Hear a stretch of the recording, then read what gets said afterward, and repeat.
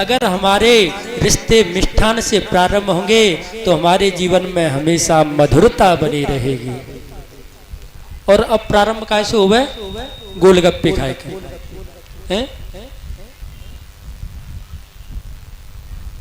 और जब भोजन परोसते थे ना, तो सबसे पहले यहाँ पर बाबा तुलसी लिखते हैं कि जब अवध में बारात पहुंची तो सबसे पहले पता है क्या दिया भोजन में? सुपोदन सुरभि सरप सुंदर स्वाद पुनीत छन महु सबके परस गे चतुर स्वार विनीत। सबसे पहले क्या लिखा है? सूप और ओदन। सबसे पहले क्या दिया? सूप। जो आजकल हम पीते हैं ये वाला सूप नहीं, तो सूप माने होता है दाल। सबसे पहले क्या दिया? दाल। और ओदन माने होता है चावल, और दाल में ही डाल दिए चावल। और उसके बाद सुरभि सरप। सुरभि माने होता है गाय, और सरपी माने होता है घी। उसी दाल में सुंदर सुंदर गायों का घी भी डाल दिया। क्यों? क्योंकि पहले ऐसा होता था कि जो दाल और भात होते हैं ना, उनको मिला करके खाते हैं। तो पहले कितना सुंदर भाव होता है कि जिस प्रकार से इस भोजन को हम बिना मिलाए नहीं खा सकते, उसी प्रकार से इस भोजन को परोसने से जिसमें से ना तो दाल अलग हो सकती है, ना ही घी अलग हो सकता है, और ना ही चावल अलग हो सकते हैं।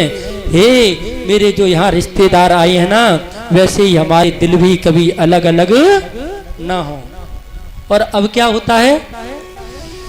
जब भोजन ऐसे रहे, कैसे? दाल भात जैसे, तब मिले रहे प्रिय गोत्र। तो तब क्या थे कि अब शादी करते हैं तो पहले क्या करते हैं? कुल के गोत्र मिलाते हैं। मिलाते हैं कि नहीं मिलाते हैं?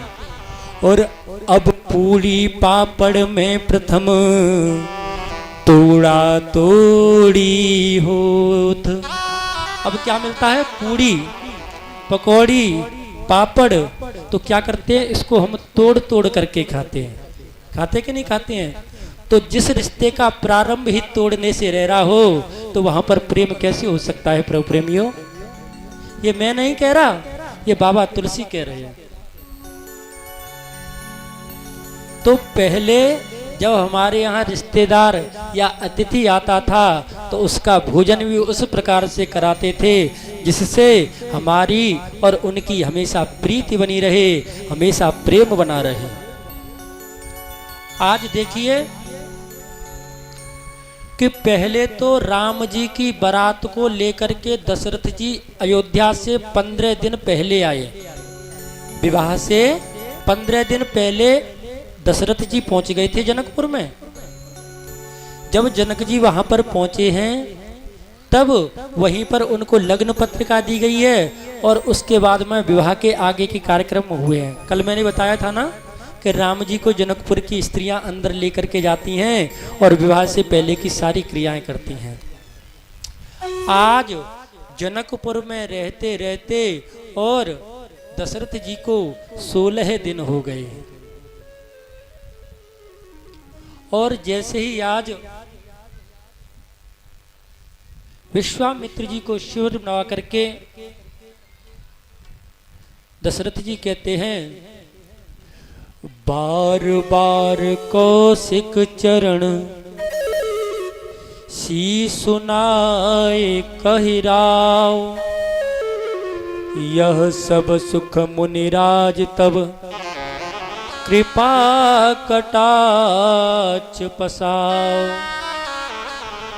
आज बार बार दशरथ जी महाराज श्री विश्वामित्र जी के चरणों में प्रणाम करते हैं और कहते हैं, हे विश्वामित्र जी महाराज, यह हमारे ऊपर आपकी ही कृपा है, आपने ही हम लोगों पर कृपा की, नहीं तो हमें इतना सुंदर परिवार नहीं मिलता।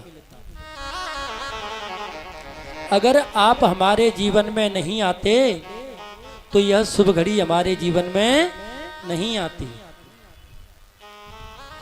यह कथा हमें संदेश देती है कि अपने जीवन में जो हमारे लिए कुछ अच्छा करता है ना, उसके व्यवहार को हमेशा अपने जीवन में याद रखो। मेरे प्रभु प्रेमियों, जो भी हमारे साथ एक बार अच्छा करे ना, तो उसकी उस कार्य को कृतज्ञ बनिए, कृतज्ञ मत बनिए। कभी भी उसके किए हुए कार्य को भूलिए मत।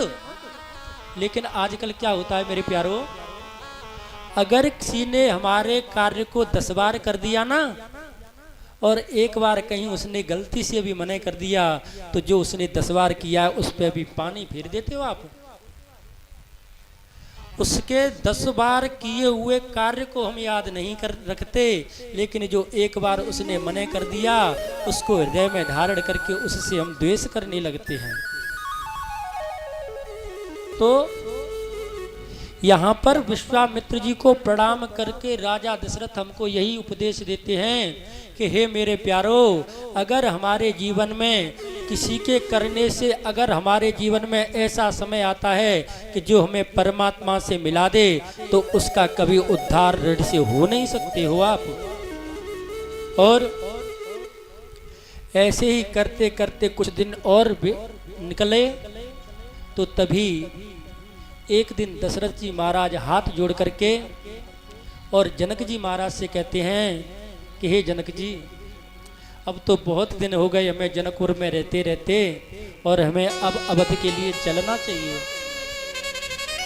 तो जनक जी क्या करते हैं, दिन उठे विदा अवधिपति मांगा, राखहु जनक सहित अनुरागा। आज जैसे ही दशरथ जी महाराज उनसे चलने के लिए कहते हैं, तो जनक जी महाराज तुरंत हाथ जोड़कर खड़े हो जाते हैं, क्या मुझसे कोई गलती हो गई नाथ, या मेरे सेवकों ने कोई गलती कर दी, या मेरी सेवा में कोई कमी रह गई जिससे आप मेरे नगर को छोड़ करके जाना चाहते हो। और जिस इतने विनय से, इतने अनुराग से जैसे ही जनक जी कहते हैं, तुरंत दशरथ जी रुक जाते हैं, क्योंकि कहते हैं कि अनुराग के साथ अगर हम किसी से कहते हैं तो दुनिया वालों की तो चली क्या, भगवान भी हमको प्राप्त हो जाता है। कहते हैं कि मिलहि न रघुपति बिनु अनुरागा, किए जोग जप ज्ञान विरागा। एक बार की बात है, एक